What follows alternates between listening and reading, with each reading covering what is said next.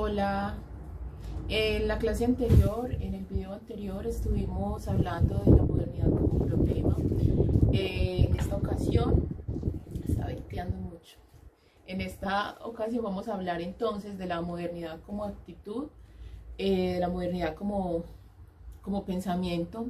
También vamos a hablar de la modernidad como época, sobre todo, aunque en el primer video ya lo mencioné un poco, y luego voy a hablar de algunos autores o de algunos sujetos, de algunos pensadores de la modernidad, algunos de ellos que han sido sujetos modernos y otros que han intentado definir qué es eso de la modernidad. A partir de este video creo que cada vez va a ser más reiterativa esa relación entre la modernidad y la modernización, especialmente cuando hable de Marx, que será objeto del próximo video, que será ya sobre la modernización como tal, de ese concepto de modernización. Bueno, a ver, en el video anterior entonces hablaba sobre la modernidad como problema y les mencionaba algunas definiciones y también pues como la modernidad política, la modernidad histórica, para entender que cuando empleamos el concepto siempre habría que decir desde qué disciplina nos estamos parando para hacer esta definición, y bueno, también luego habría que entrar a mirar desde qué autores uno está definiendo la modernidad, porque es un tema bastante estudiado, donde hay mucho que se ha escrito.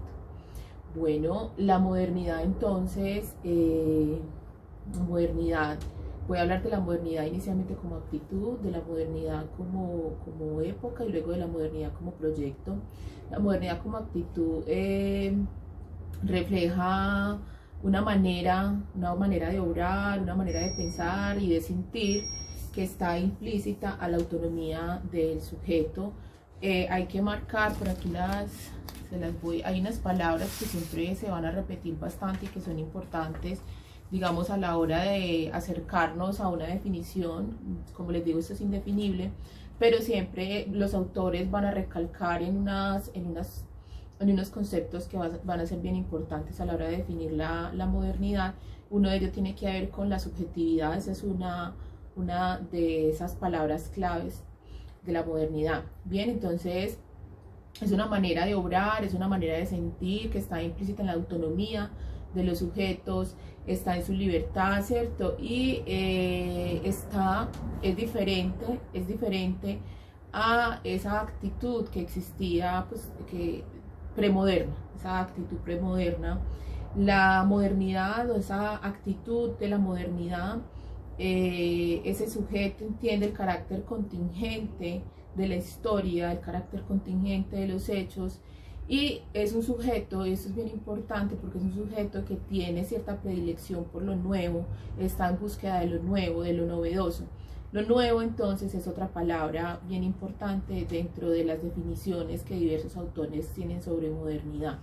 Bien, y también como modernidad hay otra palabra que va a aparecer mucho en varios autores, es el de la crítica, ¿cierto? Entonces la crítica es bien importante, la crítica pues desde la razón es bien importante para el pensamiento o para los sujetos modernos.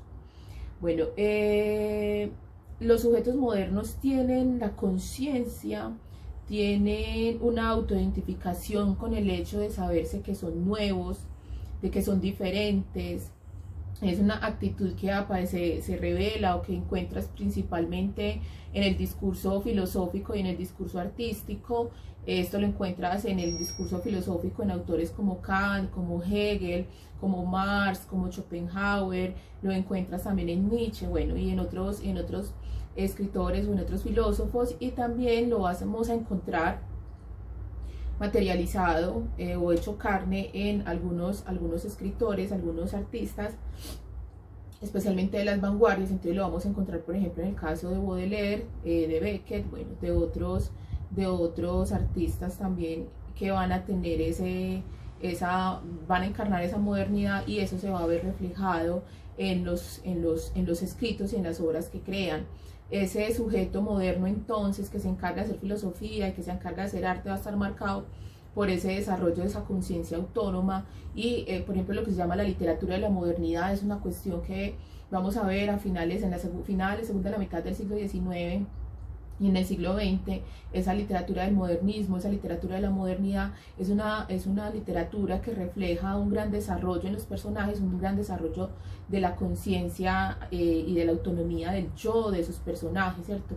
Lo encuentras en un Ulises, lo encuentras en las obras de Virginia Woolf, ¿cierto? Por ejemplo, en Joyce lo que llama como los flujos de conciencia, y esos flujos de conciencia es saberse como un yo independiente de otros. En estas obras también pues se encuentra esa liberación de esa subjetividad individual que nosotros vamos a empezar a ver en las obras filosóficas desde la aparición de Hegel, ¿cierto? Cuando Hegel empieza a escribir y que eleva esa subjetividad, ese concepto se lo debemos a Hegel. Ahorita lo abordaremos. Esa subjetividad la eleva a la categoría de un problema filosófico. Hasta antes, o sea, hasta Hegel, esto no se había abordado, se había acercado un poco Kant, pero Hegel lo va a desarrollar.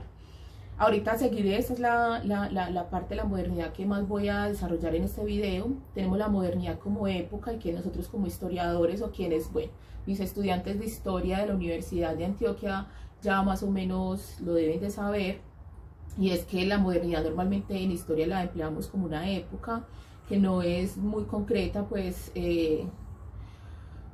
como decir de una fecha a una fecha tal, como sucede pues como con la edad contemporánea, que sabemos que la Revolución Francesa de 1789, en el caso de la edad moderna, son una cantidad de acontecimientos que surgen alrededor del siglo XVI que nos llevan a decir que ya existe una edad moderna. Bien, entonces hay una cuestión bien importante. La modernidad como época se refiere a la conciencia del tiempo, no tanto a los hechos históricos que trae la edad moderna, sino en la modernidad los sujetos, recuerden, por ejemplo, la historia como ciencia o como disciplina moderna surge en el siglo XVIII y siglo XIX, bien, y lo que demuestra que se cree esta profesión, esta nueva profesión, muy diferente a la forma como se hacía historia previamente, tiene que ver con que los sujetos de ese momento histórico, ese siglo XVIII, lo ilustra Koselleck, también lo vemos en la obra de Hegel, empiezan a tener una conciencia del tiempo, una conciencia de la cronología, una conciencia de un presente, ¿cierto? De que se está en el presente, de que existe un pasado, es un sujeto que está en el aquí, en el ahora, en el ya, ¿cierto? Que existe un pasado y que existe un futuro, pero se sabe aquí presente y autónomo, ¿bien? Entonces, a ver, esa modernidad como época se refiere entonces a esa conciencia del tiempo, a la cronología empleada para designar y clasificar los fenómenos económicos, políticos y sociales. Esto antes no se hacía. O sea, si ustedes miran las historias que existían en la antigüedad, las historias que existen, porque si hay historias en la antigüedad, en la edad moderna, en la edad media, y en partes de lo que llamamos edad moderna, pero donde todavía no hay modernidad, sí hay unas historias, ¿cierto? Sí hay unas historias que son crónicas, más parecidas a las crónicas, que son cronológicas, pero no hay una periodización. Los historiadores, la periodización que creamos los historiadores, primero las edades son creadas en la modernidad, cuando hablamos de la edad antigua, de la edad moderna, de la edad media, esas son periodizaciones que damos los historiadores, voy a prender la luz, que damos los historiadores para poder explicar ciertos fenómenos, ciertos acontecimientos políticos, sociales y económicos. Bien, antes la historia se contaba por guerras, por dinastías, por reyes, ¿cierto? Y no estaban determinados factores, hechos históricos, fenómenos económicos, políticos o sociales, ¿bien? Ahora, entonces, dentro de la modernidad, en esa idea también, pues, como de la periodización, podríamos dar como que cuándo más o menos puede empezar a hablarse de una edad moderna o de una modernidad histórica. Pues hablamos cuando empiezan a crearse los estados modernos. Esos estados modernos son los primeros que surgen, ¿cierto? Que son los estados del absolutismo nacionalista. Todavía no podríamos hablar de unas democracias en este caso, todavía ni siquiera podríamos hablar de unos estados liberales, son unos estados modernos en los que empiezan a ensayarse ciertas categorías y ciertas cualidades o características de lo que va a ser el estado moderno hasta el día de hoy, ¿bien? Entonces, ¿qué sucede en esa edad moderna? Entonces, la creación de esos estados, de ese liberalismo que va llevando a que cada vez, digamos que que las coronas y que los reinos empiecen a ser más fuertes y a quitarle protagonismo lentamente a la Iglesia Católica, al poder religioso. La creación de los sistemas educativos modernos también, ¿cierto? La educación es bien importante para la modernidad, para el sujeto moderno. La educación es relevante por aquello del uso de la razón. La creación o el surgimiento de clases sociales, ¿cierto? Y que empiece a formarse una clase burguesa también hace parte de esa modernidad histórica. Los partidos, la creación, por ejemplo, posteriormente en el siglo XIX de partidos, bueno, previamente también en el caso inglés de creación de partidos, la creación de sindicatos en el siglo XIX y XX, todos los procesos de burocratización y secularización de los estados, el proceso de división social del trabajo también hace parte de la modernidad. Bueno, también la división pues del trabajo técnico, no solo la división social del trabajo, sino la especialización del conocimiento técnico. Bueno, la democracia como un sistema de gobierno, hasta los diferentes tipos de totalitarismo que existieron en el siglo XX. Todo esto hace parte entonces de una cantidad de acontecimientos históricos que surgen dentro de un gran acontecimiento histórico que va a ser la modernidad. Bueno, como les decía ahorita, el tiempo histórico, o sea, el tiempo histórico moderno es bien interesante. En Koselleck, por ejemplo, esto se puede ver, porque Koselleck considera, por ejemplo, que la modernidad surge alrededor de 1750, y esa modernidad, digamos que cada vez llega como a más, ese pensamiento moderno llega a cada vez más partes, y esto va a dar una aceleración entonces de la historia. Entre 1750 y 1850 hay una aceleración de la historia, y hay una cantidad de conceptos que algunos venían previamente elaborándose, pero que van a fortalecerse durante ese proceso bisagra, que él llama bisagra, entre 1750 y 1850, y muchos de esos conceptos son conceptos de la modernidad y son conceptos del liberalismo. Bien. Hasta ahí, por ejemplo, la historia, hay que tener en cuenta, la historia no tenía las mismas categorías que empleamos hoy, y bueno, empezamos a darle esa periodización y a hablar de historia moderna, de historia contemporánea, tiempos modernos, y empieza a darse una relación también entre lo que es el tiempo y la historia. Dos cosas que están absolutamente conectadas. Bien. El concepto como tal de modernidad es un concepto que empieza a emplearse en el siglo XIX, que empieza a estudiarse, el concepto como tal, a estudiarse en el siglo XIX. Ese contenido que empieza a dársele a ese concepto es un contenido de novedad, o sea, lo moderno va a ser lo novedoso, en oposición, lo novedoso, y el presente en oposición a un pasado que no es muy agradable, que no es muy bueno, que es tradicional, en oposición, ¿cierto?, a este presente que es una cantidad, una potencialidad hacia un futuro, un futuro que normalmente es visto de una manera bastante utópica. Bueno, desde finales del siglo XVIII, la nueva conciencia de la época experimenta el tiempo como una transición. Ese es el mismo periodo que habla Koselleck del periodo bisagra. Es el periodo, estamos hablando del periodo de las revoluciones burguesas. Entonces es un periodo, ellos saben que son una generación revolucionaria, saben que es una generación que está cambiando el mundo, ¿cierto?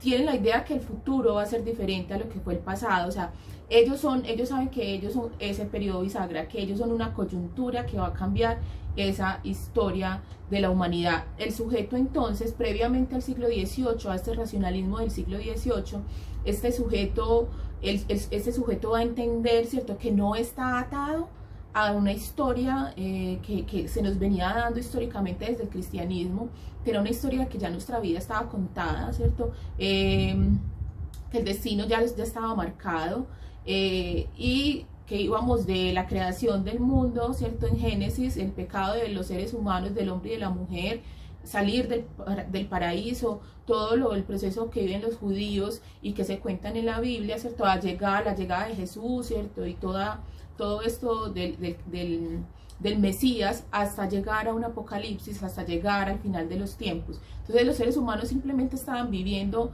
en esa idea de que esto se iba a acabar, y en cualquier momento iban a llegar los 4 jinetes del apocalipsis y iban a acabar con el planeta Tierra. el sujeto del siglo XVIII va a empezar a darse cuenta, y eso es un proceso de secularización también, y de pérdida de poder por parte del discurso católico y cristiano, que tiene relación con la reforma protestante. Bueno, esto no llega de un día para otro, y esto va a hacer entonces que el ser humano sienta, primero hay una cosa súper importante y otra palabra, y que la vamos a ver mucho también en Foucault, que es contingente, ¿cierto? El mundo es contingente, la historia es contingente. Entonces la contingencia quiere decir que no sabemos qué va a pasar, sabemos que estamos ahora, pero no sabemos qué viene. Es decir, se pierde esa idea de esas profecías apocalípticas de que vamos de un principio a un final y somos una suma de seres humanos en medio de esos dos grandes acontecimientos. No, hay un pasado, ¿cierto? Hay un pasado y vamos hacia un futuro, pero ese futuro es contingente, no sabemos qué va a suceder. Bueno, y tenemos la modernidad como proyecto. La modernidad como proyecto trata de orientar una determinada construcción del presente en virtud o con un ideal moral hacia el futuro. Estamos construyendo ahora, y ahí se basa, por ejemplo, si ustedes miran cómo funciona el Estado moderno, tiene esa idea, ¿cierto? Estamos haciendo leyes, construyendo el Estado hoy. El Estado se construye todos los días, lo estamos construyendo hoy porque viene un futuro, y el futuro siempre es mejor, ¿cierto? Hay una teleología muy positiva, ¿cierto? Lo que estamos haciendo ahora tiene una finalidad, y esa finalidad siempre es positiva, y es una mirada de un futuro también basado en pensamiento liberal, bastante utópico, ¿cierto? Donde se va a hacer la realidad, la gran realidad del ser humano. Bien, entonces ahí aparecen unos filósofos bien importantes, Kant como uno de los primeros filósofos de la modernidad, no porque defina el concepto de modernidad, él no lo define, no lo vayan a buscar, no lo encuentran, no le puede dar control F porque no lo va a encontrar. ¿Qué sucede con Kant?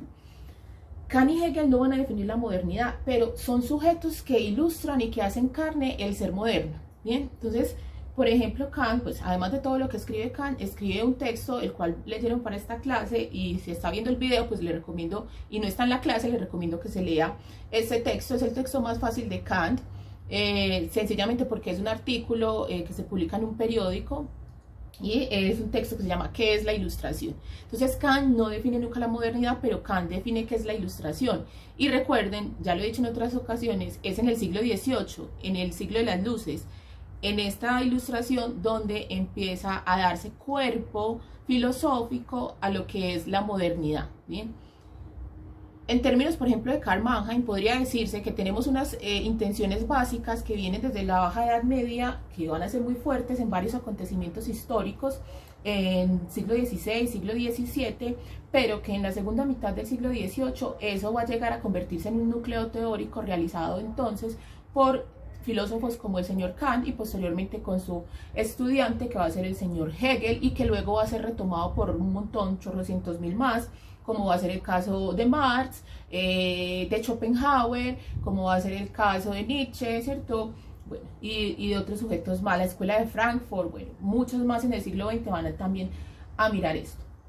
Entonces, ¿qué es lo que hace Kant? Kant, lo que, sin querer queriendo, como se dice, empieza a definir lo que es la modernidad, pero es lo que define la ilustración. Pero resulta que la ilustración es la primera manifestación racional de la modernidad.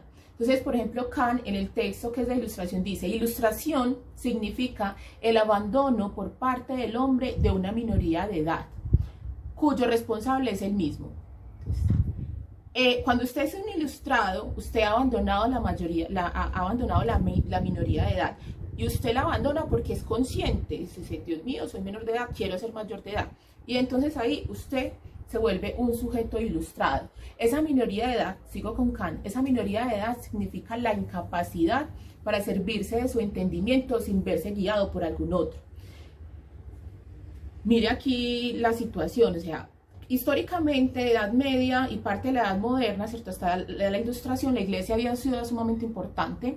La poca educación que existía era dada por la Iglesia, incluso en los niveles más altos universitarios que existían en ese momento. Era la Iglesia la encargada de la educación, era la Iglesia la encargada de un montón de situaciones. Después de esto van a ver, ¿cierto? En la Edad Moderna, a partir del siglo XVII, vamos a encontrar el Estado moderno, que también va a participar y que va, digamos, a ser el mayor de edad, el que va a guiar a todos estos menores de edad. Pero el proceso de la Ilustración, el siglo de las luces, lo que sucede es que ya los sujetos, algunos, obviamente no todos, de acuerdo a Kant, logran la mayoría de edad porque son autoconscientes y deciden que ellos van a tomar, ojo, esto no se hacía antes, ellos pueden tomar decisiones sobre su propia vida, ellos son los que eligen sobre su propia existencia. Y esto aquí es, o sea, es lo último en guarachas en ese momento, porque antes no se pensaba así, era un pensar. Yo sé que a veces es muy difícil como entender y creemos que nosotros, o sea, que los seres humanos siempre hemos pensado como pensamos nosotros, pero resulta que no. Los seres humanos también como... O sea, podríamos decir que los seres humanos somos unos animalitos que compartimos históricamente un montón de situaciones, sobre todo desde lo biológico, pero hay unas cuestiones que culturalmente y también la acumulación del conocimiento evolutivo humano nos ha llevado a ser muy diferentes a hombres del pasado.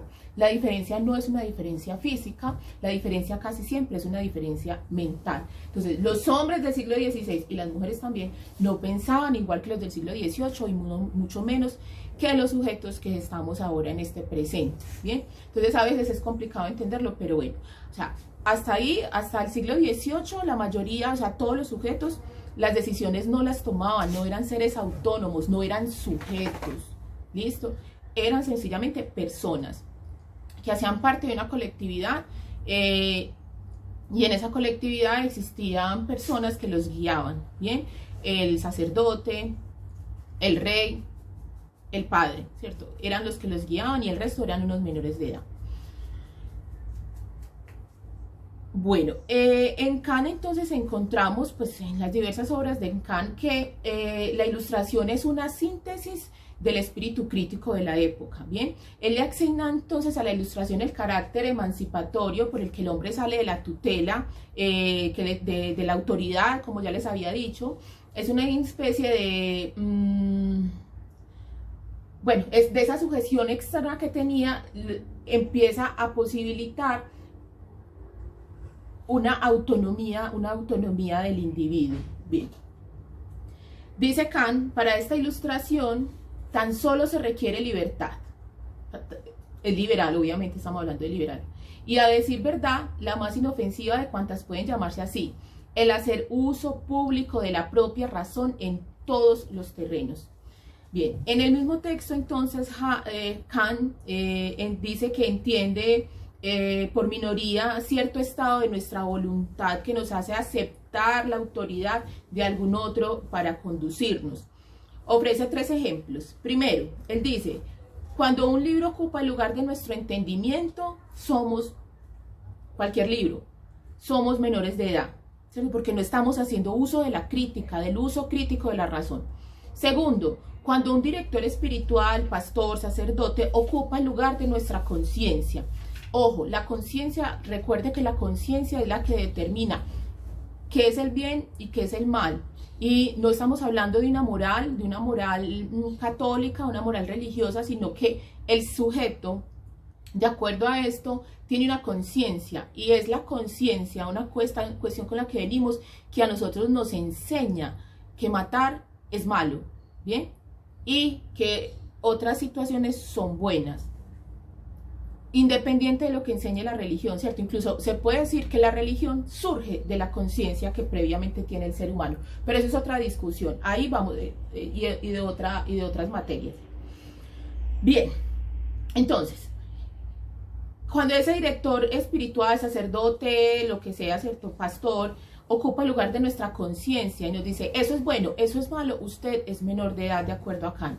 Y tercero, cuando un médico decide por nosotros nuestro régimen, es decir, cuando el médico le decide a usted qué se come, qué no se come, Dios mío, y hoy en día eso sí que tenemos un montón de médicos y de todo, porque no solo son médicos, aquí él dice médico, pero puede ser cualquier influencer, cualquier persona, cuando vos confías más en lo que otro te dice acerca de tu propia salud y de tu propio cuerpo, ahí también, de acuerdo a Kant, eres un menor de edad. Entonces, de acuerdo a Kant, la Ilustración es definida por la modificación preexistente entre la voluntad y la autoridad y el uso de la razón. Bien. Entonces, existe la autoridad, existía y existe la autoridad, ¿bien? Existe entonces la voluntad, el sujeto, ¿bien? eso está entonces, ahí está el uso de la razón. El uso de la razón es que el que le permite a usted criticar y decidir y elegir. Bueno, hay que entender pues que Kant no aparece de la nada. Kant es un sujeto que hace parte de su época y de su sociedad. Alrededor de Kant están sucediendo también un montón de cosas, y en la figura de Kant uno puede ver, por ser un intelectual y un filósofo, empieza a consolidarse una figura del mundo moderno. Él empieza, o sea, él hace acción, o sea, él se piensa la ilustración, y él, por ejemplo, en sus tres críticas, en la crítica de la razón pura, en la crítica de la razón práctica y en la crítica del juicio, queda claro entonces la modernidad. O sea, él no la está definiendo, pero él la está haciendo, él la está encarnando, como ya lo he dicho varias veces. Y en esa obra entonces usted puede encontrar los procesos que han venido históricamente definiendo la modernidad.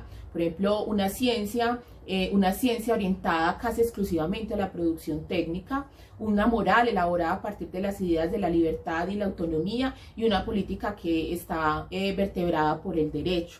Bien, bueno, la pregunta de Kant, que va a ser diferente a la pregunta de Hegel, la pregunta de Kant va a ser una pregunta: ¿por qué es el hombre? ¿Cierto? Y aquí hay una pregunta, o sea, aquí hay una ruptura del paradigma filosófico. Ya la pregunta de Kant entonces va a ser: ¿qué es el hombre? ¿Cierto? Se va a preguntar por el sujeto hombre, ¿bien? De acuerdo a Kant, el hombre, no necesariamente lo mismo, un hombre no necesariamente es sujeto. El hombre, afirma Kant, es un animal racional. El hombre es un animal racional, es decir, nosotros somos seres sumamente duales. Por un lado somos animales, ¿cierto? Y por el otro tenemos una parte racional, bien fuerte.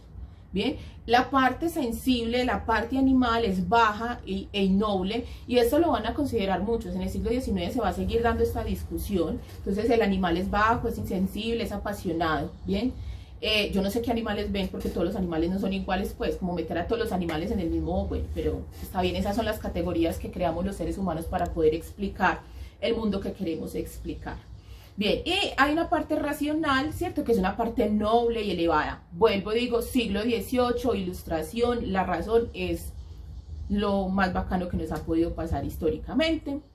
Bien, esa dualidad dice Kant que tenemos los seres humanos, es lo que nos ha llevado a nosotros históricamente a cagarla tanto. En términos coloquiales, es decir, a arruinar y a tener tantos procesos de lucha entre los mismos seres humanos. Bueno, o sea, digamos que esa lucha entre lo sensible y lo racional nos ha traído muchos conflictos.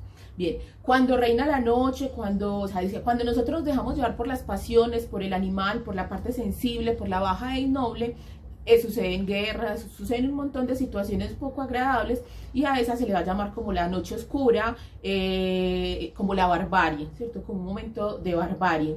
Y cuando impera entonces la parte racional,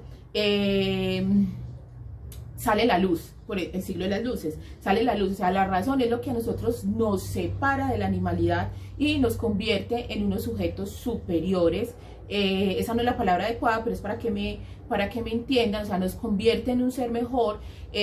Cuando usamos sin trabas externas la razón, nos convertimos entonces en sujetos del mundo, que controlamos el mundo, en los reyes de la creación, y estos reyes de la creación ya nunca más van a necesitar atribuirle todas estas posibilidades y capacidades a un Dios o a una instancia distinta que no sea el mismo sujeto. Sí, el mundo entonces, si vamos a ver desde Kant, el mundo y la ilustración así lo demostró, el mundo de la ilustración y el mundo moderno es un mundo antropocéntrico y de alguna manera antropomorfo. Bueno, sigo con otro, Hegel. Por aquí paso muy rápidamente, pues esto, o sea, a uno con Kant se puede quedar toda la vida. Yo estoy sacando partecitas que interesan a este tema. Hegel. Continuando con la idea de Kant, Hegel entonces nos habla hablar de que modernidad es vivir en el presente, es vivir en este mundo y apropiarse del mundo, ¿cierto? Apropiarse de él, de las leyes generales, físicas y políticas, es hacer suyo el mundo. Esto es puro pensamiento liberal. Modernidad entonces es cuando un sujeto, un hombre, se sabe infinitamente libre en el pensamiento y se esfuerza por comprenderse a sí mismo, comprendiendo a la naturaleza, comprendiendo con ello el presente de la razón.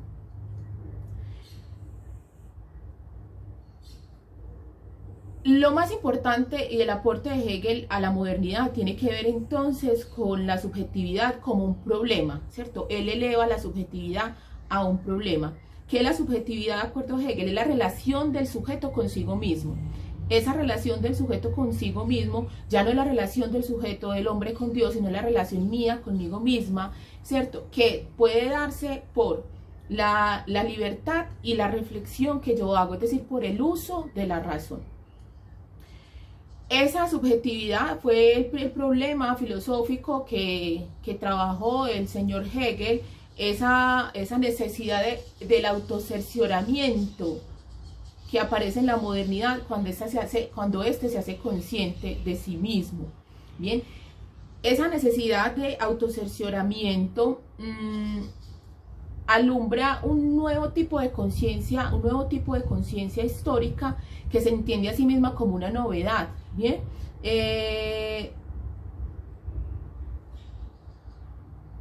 esto lleva a que Hegel, como lo decía ahorita, instituya como principio de la edad moderna esa palabrita de subjetividad, como les decía, esa relación del sujeto consigo mismo, que usted la encuentra en el proceso de la Ilustración, que la encuentra en la Reforma Protestante y en la Revolución Francesa. Esos acontecimientos entonces demuestran la dominación de un sujeto que reclama insistentemente la capacidad de atenerse a sus propias intelecciones. Lo vemos entonces que se manifiesta en documentos como los derechos del hombre, en el Código Napoleónico, que van a valer el principio de libertad de la voluntad de los seres humanos como fundamento sustancial del Estado moderno. He aquí entonces esta invención moderna del hombre nuevo que se despliega en forma de un individualismo que primará la identidad individual sobre la colectiva. Bien, antes primaba la identidad colectiva, hacías parte de un pueblo. En Hegel entonces entendemos que el sujeto en su autonomía y en su subjetividad elige de qué hace parte, de qué partido hace parte, de qué grupo hace parte. Ahí entrarían a discutirse otros elementos, pues por ejemplo como la nación, ¿bien? Pero esa posibilidad, o sea, usted se adscribe libremente a pertenecer a un grupo X. Entonces, con Hegel vemos que el desarrollo de los seres humanos consiste preferentemente en una constante ampliación de su espacio de autonomía. Se conoce, es un sujeto con una fuerte relación consigo mismo, reflexiona, hace uso de la razón, ¿cierto? Y entonces, donde antes o sea, lo que hace él es escoger a qué lugares va a pertenecer, y es una selección racional y no impuesta. El individuo, ¿cierto? En Hegel es un ser autónomo que se inventa a sí mismo constantemente. El sujeto de la modernidad se está reinventando constantemente. Esa palabra está de moda. Es aquel que se autoconstituye como un yo hacia adentro, como un yo subjetivo, que se autopercibe como una identidad autónoma, diferente a las demás, pero que puede ser colectivo. Lo que, bueno, sí, o sea, empieza a formar parte de un colectivo desde su propia autonomía. Bueno, en Hegel aparecen unos conceptos bien importantes, son los conceptos, como ya les mencioné, de subjetividad. En él también encontramos en la fenomenología del espíritu, que es, digamos, que la obra más conocida y una de las más estudiadas, que encontramos, por ejemplo, la historia en singular. Aquí también remito a Koselleck, ¿cierto? La historia en el siglo XVIII, antes no era un colectivo singular, a partir del siglo XVIII es un colectivo singular, y cuando hablo de colectivo singular es porque hay una adscripción racional al colectivo. Otra palabra muy importante de la modernidad que aparece en Hegel es el espíritu de la época, tiempo de tránsito, aceleración del presente, expectativa de heterogeneización del futuro, revolución, progreso, crisis y emancipación. Bien, entonces, en estos conceptos y en la obra de Hegel se puede decir que toma cuerpo la conciencia de la modernidad. Y de ahí, obviamente, se va a seguir desarrollando hasta el día de hoy. Tenemos entonces que Kant y Hegel son la primera expresión de una conciencia del tiempo y una conciencia de la historia. Se preguntan por su propia época, se preguntan por el sujeto de su propia época, y esto lo que hace es introducir a la filosofía una parte constitutiva de la propia época y empieza a poner en marcha, ¿cierto?, una semilla, una idea que posteriormente se va a sistematizar dentro de la filosofía de la historia. Bien, poniéndolo en otros términos, se puede decir, en términos kantianos, que en Kant está la cosa en sí, ¿cierto? Y en Hegel la cosa para sí. Bien, esto se va a seguir estudiando, como ya lo he dicho varias veces, en otros autores. Bueno, aquí voy con otro, Marx. El señor Marx tampoco define la modernidad, no la define, pero hace una crítica a la modernidad. Y más que la modernidad, hace una crítica a la sociedad burguesa moderna, ¿cierto? A esa sociedad burguesa, listo. Cuando hace su crítica a la burguesía y al capital, está haciendo una crítica a la modernidad, ¿bien? Entonces, Marx tiene una visión integral de la sociedad moderna como una unidad contradictoria entre lo social, lo político y lo económico. O sea, no hay una armonía, ¿cierto? Hay una contradicción. En la crítica que él hace a la sociedad burguesa, a lo largo de su obra, eso está desde el Manifiesto Comunista hasta el Capital, esta crítica es como que la que va a atravesar va a ser el núcleo de reflexión central de la obra de Marx. Voy a leer una parte, voy a citar a Marx. Entonces, él dice frente a esto: la época de la burguesía se caracteriza y distingue de todas las demás por el constante y agitado desplazamiento de la producción, por la conmoción ininterrumpida de todas las relaciones sociales, por una inquietud y una dinámica incesantes. Recuerden la aceleración del tiempo. Es que los modernos tienen que estar cambiando, haciendo todo a la carrera. Todo lo que se creía permanente y perenne se esfuma. Lo santo es profano y al fin el hombre se ve constreñido por la fuerza de las cosas a contemplar con mirada fría su vida y sus relaciones con los demás. Bueno, la profunda crítica que Marx pone de manifiesto, a ver, yo organizo la idea. Es que en Marx encontramos que más que criticar la modernidad, porque Marx es un sujeto moderno, más que criticar la modernidad, lo que está criticando es la modernización, ¿cierto? Que son las fuerzas productivas de la clase de la que pone la sociedad burguesa, ¿bien? Dice él entonces, las fuerzas productivas lo que hacen entonces es poner o sea, están las fuerzas productivas y están las relaciones sociales entre los seres humanos, ¿bien? Y Marx le da, o sea, sabe que hay una fuerte interdependencia y una fuerte interacción. Posteriormente, quienes estudiaron a Marx entendieron esto de una manera unilineal.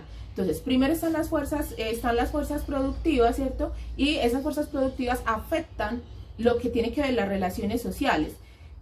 Leyendo la obra de Marx de otra manera, uno podría darse cuenta de que están en constante interacción, o sea, que son interdependientes, que no hay una y luego otra, o sea, no es una cuestión lineal. Entonces, esas fuerzas productivas como determinantes en última instancia de las relaciones sociales, quizás puede explicar por eso que en el pensamiento contemporáneo, donde cabe, por ejemplo, el texto de los sólidos se desvanece en el aire de Bergman, va a explicar entonces más la modernidad, ¿cierto? Va a explicar más la modernidad de Marx no tanto desde la modernidad, sino como una modernización, es decir, los aspectos materiales que genera la modernización. Eso lo hablaré más profundamente en el tercer video. Bueno, en En esta lectura, entonces, que se hace posteriormente a Marx, en esa idea unilineal de que primero son las fuerzas productivas que van a modificar entonces las relaciones sociales, se hace toda esta idea que lleva a hacer una crítica muy fuerte sobre la modernización, y va a empezar a plantear cada vez más, sobre todo por los militantes del Partido Socialista y del Partido Comunista, la necesidad de una revolución social. Lo que busca entonces, o sea, lo que se estaba haciendo en los estudios, en estos estudios posteriores a Marx, ¿cierto? Es llevó a privilegiar el examen de la base, ¿cierto? De esas producciones o esas fuerzas productivas, y no a darle tanta importancia entonces a la superestructura, es decir, a todas esas relaciones sociales de los seres humanos. Bueno, paso rápido, ahorita volveré con Marx. Paso al señor Max Weber. Max Weber, más que definir la modernidad, se va a encargar de definir la modernización. Entonces, así, por ejemplo, el imperativo de modernidad se manifiesta en el uso pleno e individual de la razón, liberándose de las creencias mitológicas, religiosas, esotéricas que existían. O sea, en Weber vemos como una idea de que hay una cosa que es la tradición y otra cosa es la modernidad, ¿cierto? Y son dos cosas que se oponen, ¿cierto? Donde hay tradición no hay modernidad, y bueno, son cuestiones que sí se han discutido. Donde existe la tradición puede existir modernidad, donde está la tradición puede existir la modernización. Bueno, todas las discusiones filosóficas y sociológicas que puedan darse al respecto. Dice Weber entonces que, a ver, hay una ruptura, hay un momento donde existe una ruptura, bien, donde hay una sociedad tradicional que cree en la religión, que cree en cuestiones divinas, en cosas esotéricas, en cosas religiosas, y hay una ruptura. Esa ruptura la llama el desencantamiento de las imágenes del mundo, ¿cierto? De esa cosmogonía que tenían los pueblos tradicionales, y cuando llega la modernidad esto cambia. Asumiendo que las explicaciones de la naturaleza y de lo social deben liberarse, decía, pues eso es lo que ve históricamente más sociológica, históricamente Weber, deben liberarse de esas opiniones esotéricas y mistéricas, y racionalizarse, ¿cierto?, a partir de la experiencia y de la razón, que son las únicas fuentes del conocimiento. Bien. Dice el señor Weber que la modernidad es un proceso creciente de racionalización de todas las manifestaciones culturales. Hay una racionalización en las artes, en la música, en la ciencia, en las artes en total, en el deporte, en desarrollo y especialización, división social del trabajo, pero también del conocimiento. Entonces, esa racionalización de esas manifestaciones culturales, esa especialización, son consecuencia de un proceso de secularización y separación de lo sagrado de lo religioso. A ver, explico esta parte. Entonces, ¿cómo así? Hay una ruptura, ¿cierto? Hay un desencantamiento de las imágenes del mundo. Recuerden, las artes, la filosofía, todo estaba supeditado a lo religioso. Entonces, las artes que existían, piensen en la Edad Media, las artes son religiosas, ¿cierto? Hay muy pocas cuestiones que sean profanas, que no tengan que ver con la religión, la música religiosa. En esa ruptura de lo que llamamos la Edad Moderna, digamos que son unos décadas y siglos de una ruptura en la cual empieza a racionalizarse el arte. Entonces ya no solo se va a hacer arte religioso, sino que también se van a hacer un arte secularizado. Bien, y eso lo va a permitir el Estado. ¿Cómo lo vemos? Por ejemplo, en las monarquías absolutistas y nacionalistas, lo que encontramos es también que por una parte la aristocracia y también la burguesía van a contribuir a la secularización de los artistas, a que se separen, porque ellos van a empezar a aportar económicamente a esos artistas para que hagan obras de arte, ¿listo? Para que hagan música, para que hagan otro tipo de actividades. El deporte ya va a ser una cuestión de finales del siglo XIX y del siglo XX, más tardío, pero también va a manifestar, o también se va a ver un desarrollo y una especialización que va a estar patrocinada por obviamente la secularización de las clases sociales, y también por la separación de lo sacro, de eso religioso, con lo profano. Todo esto, como les dije, facilitado por el Estado, facilitado por la burocracia y por el sistema económico capitalista industrial. Entonces, entre más industrialización hay una mayor secularización, es decir, una mayor separación de las distintas formas del conocimiento y de las artes del mundo religioso. Es un vaciamiento entonces, de acuerdo a ver, es un vaciamiento del sentido de lo sagrado de la cultura. Esas ideas, esa cultura, esas manifestaciones artísticas, filosóficas, eran, como lo dije ya, eran parte de lo religioso, y lo que se hace entonces es esa separación, y allí es donde vamos a encontrar el iluminismo, el cientificismo y el calvinismo como manifestaciones de esto. Bueno, Foucault, este video está más largo de lo que pensaba, pero es que estoy trabajando varios autores y igual lo estoy haciendo súper por encima, podríamos detenernos ahí. Pero la idea realmente de esta clase es que ustedes se den cuenta de que no hay una idea de modernidad, sino que hay un montón de ideas de modernidad y que hay un proceso histórico bastante complejo, ¿cierto? Entonces ya si les interesan algunos autores pueden profundizar por ahí. Bueno, Foucault escribe un texto que se llama, que es La Ilustración, un texto donde hace una crítica y una revisión del texto de Kant. También lo leyeron para esta clase, si no se los han leído también se los recomiendo a los que no están en la clase. Bueno, hay que tener en claro, y parte de incluso cómo he dividido esta clase, retoma una parte de la postura de Foucault. Entonces Foucault considera la modernidad como una actitud, él no la considera como una época, ¿cierto? No, es una actitud que tiene bueno, o sea, a ver, no, voy a entrar a definir entonces qué es lo que dice Foucault, para que me voy a poner a hablar bobadas. ¿Qué entiende Foucault por actitud? Entonces la edad moderna es una actitud. ¿Qué entiende por actitud? Una actitud es un modo de relación respecto a la actualidad. Un modo de relación respecto a la actualidad, una elección voluntaria que hacen algunos. En fin, una manera de pensar y de sentir, una manera de actuar y de conducirse que simultáneamente marca una pertenencia y se presenta como una tarea, un poco sin duda como eso que los griegos llamaban un ethos.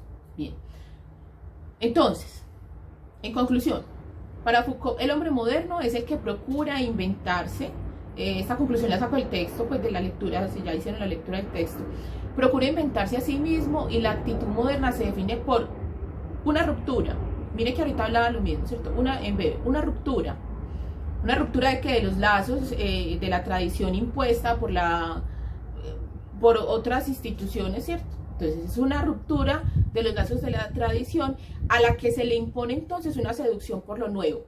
Entonces a un sujeto moderno no le gusta nada de lo tradicional, a un sujeto moderno le gusta todo lo nuevo, lo que hay que inventar, y es una mirada a futuro. Bien, también, la actitud moderna se define por la crítica. Miren que ahorita les había dicho, la crítica es sumamente importante. Pues o sea, la crítica, el uso crítico de la razón, pues, para que no me entiendan, pues, que porque andan criticando en Facebook cualquier cosa o en Twitter ya son unos grandes modernos. No, la crítica, el uso crítico de la razón como una expresión de la libertad, ¿cierto? Y otra actitud moderna es la elección como una solución ante la contingencia. Explico. ¿Cómo así que ruptura? De acuerdo a Foucault, el sujeto es moralmente autónomo, autoconsciente, ¿cierto? Autoconsciente. Es un sujeto que se sabe que está en el presente, es consciente del tiempo que le toca vivir y es consciente de que es un sujeto que puede decidir, ¿bien? Busca siempre lo nuevo, se considera nuevo, o sea, no solo busca lo nuevo, sino que se considera un sujeto nuevo, lo último en guarachas. Erige este sujeto, esta ruptura, entonces erige su propia identidad ejerciendo la libertad de elección, ¿bien? Yo soy yo y escojo de acuerdo a mi identidad. A mí me gusta el punk, entonces yo escojo el punk y me meto en una banda de punk y me voy y me parcho con los punkeros. Eso hace parte entonces del sujeto moderno. Y ahí hay una ruptura, claro, porque usted está abandonando la tradición, ¿cierto? Y se está yendo hacia algo que es nuevo. Pues el punk no es nada nuevo, pero es un ejemplo. Actitud, sigo ampliando. Esa era la ruptura. Crítica, ¿cómo así? El sujeto entonces que es crítico se pregunta por los límites de la razón. Se pregunta por ellos, los conoce, sabe cuál es el límite de su razón.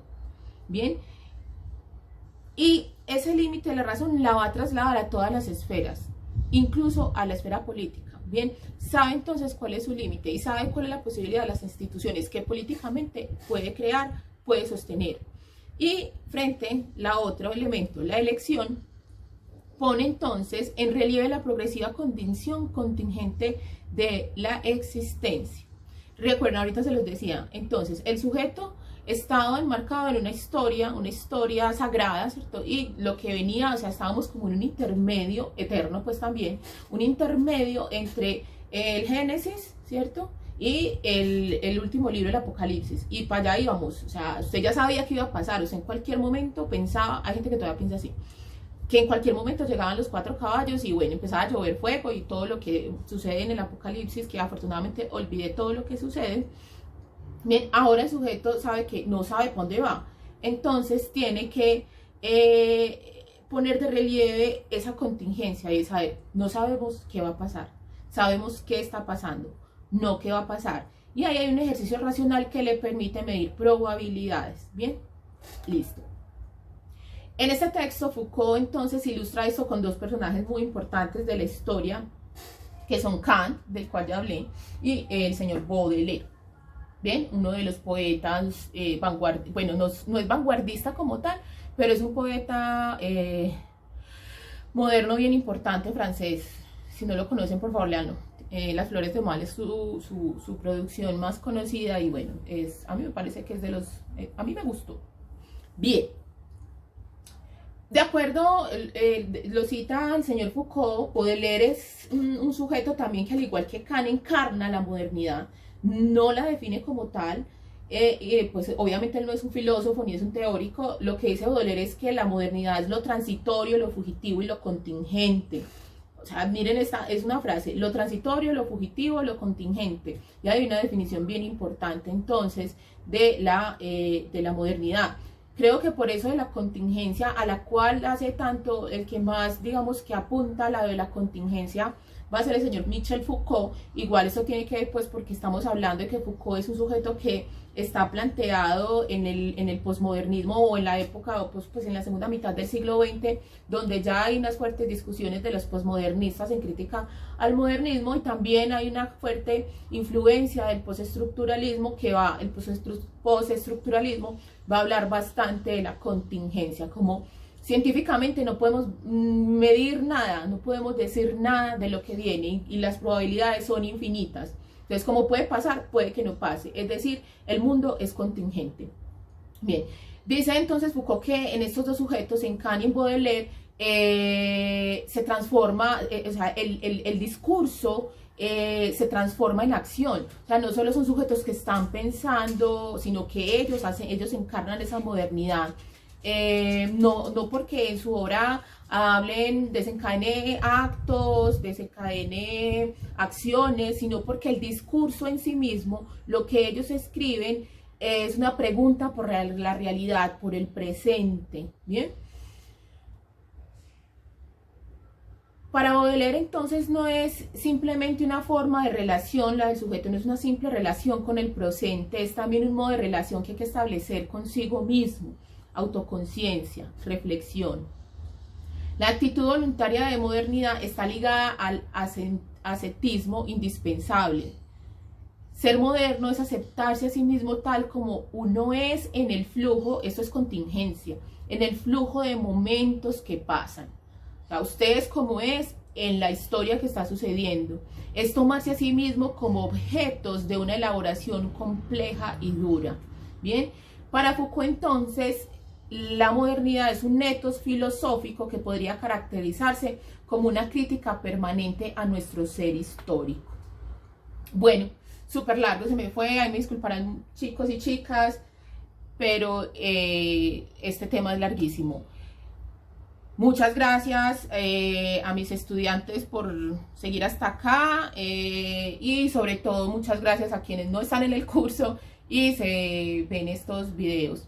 Espero, muchas gracias a los que me han mandado mensajes agradeciendo por las clases, incluso he recibido mensajes pues de otros lugares del mundo mundial y agradezco mucho, realmente lo hago con mucho cariño, no puedo ver sus caras, pero sí me encanta ver esos mensajitos pues que le dan a uno como ganas de seguir compartiendo el poquito de conocimiento que uno tiene. Síganme escribiendo y porfa suscríbanse, compartan los videos, bueno, y denle like y bueno, chao, chao y muchas gracias.